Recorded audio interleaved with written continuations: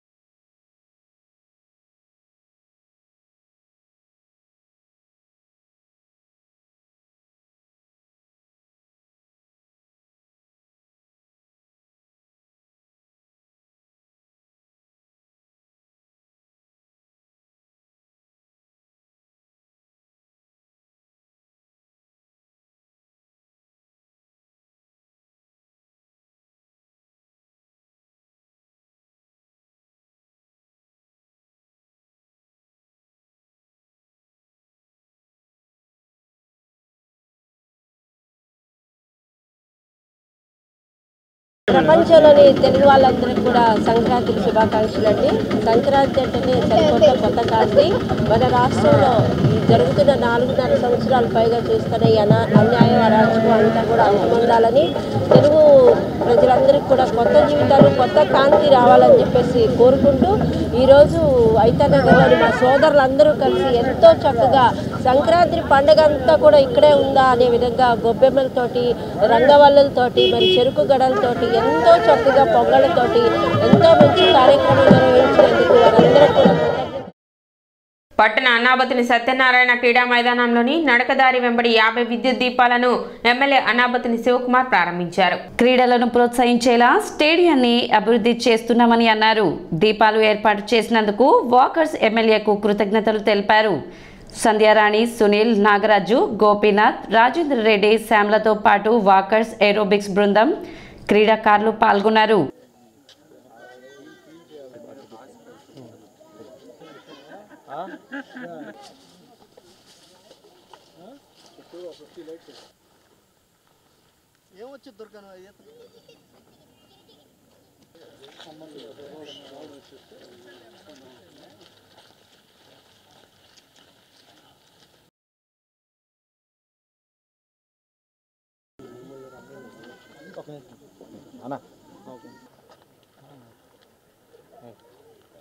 Infrastructure ఈరోజు బ్రహ్మాండంగా చేసాం.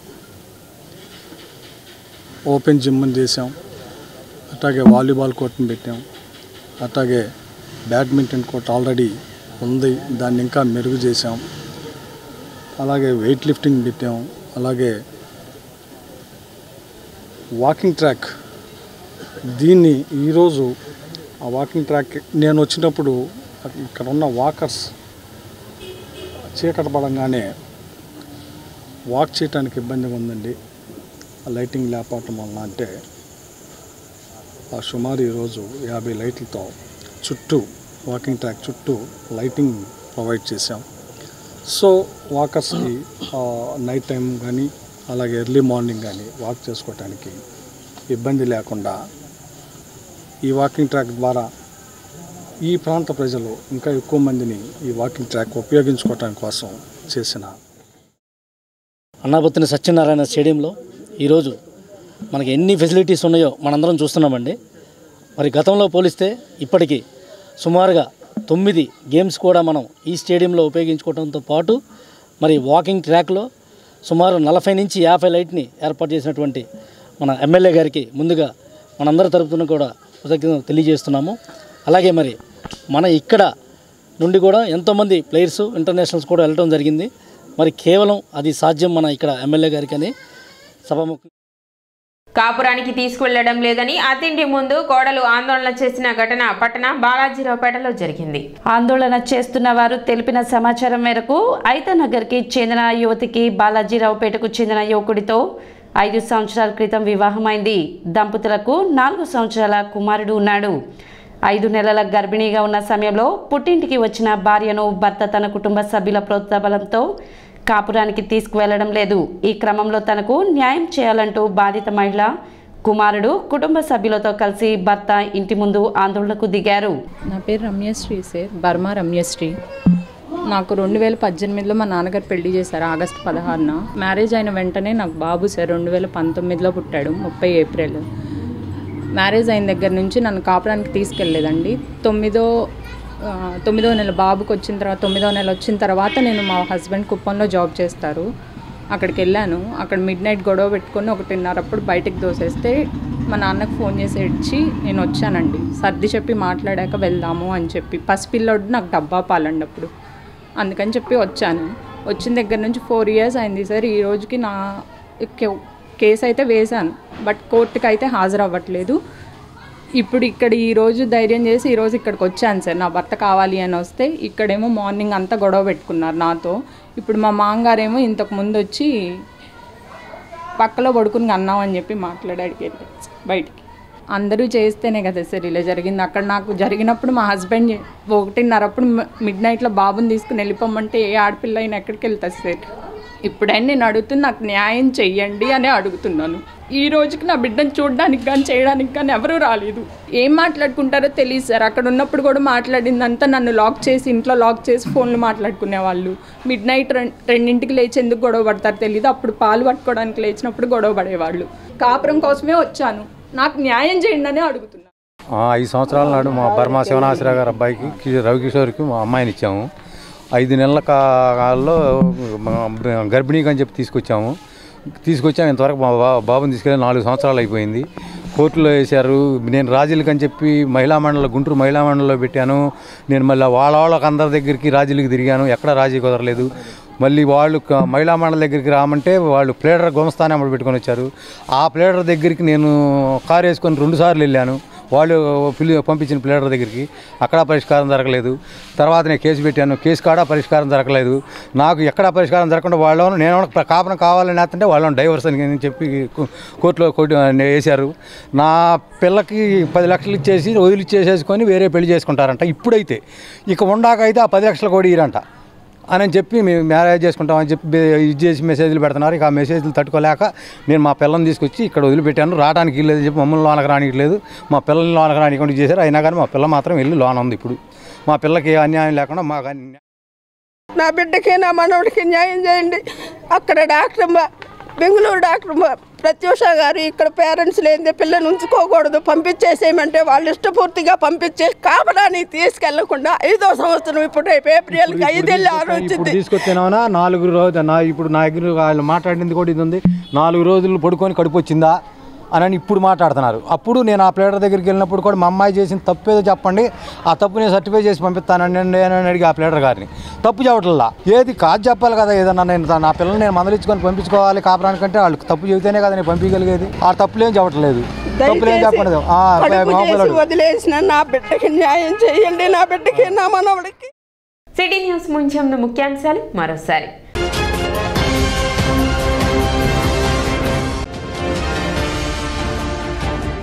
పట్టణంలో ఘనంగా భోగి పండుగ వేడుకలు.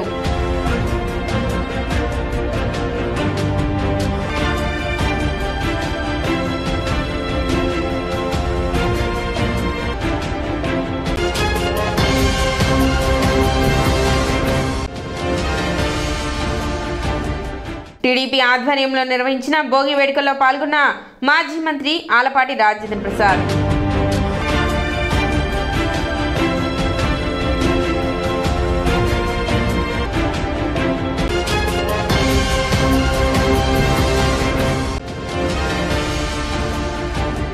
34వ రోజు కొనసాగిన అంగన్వాడీల నిరవధిక సమ్మె.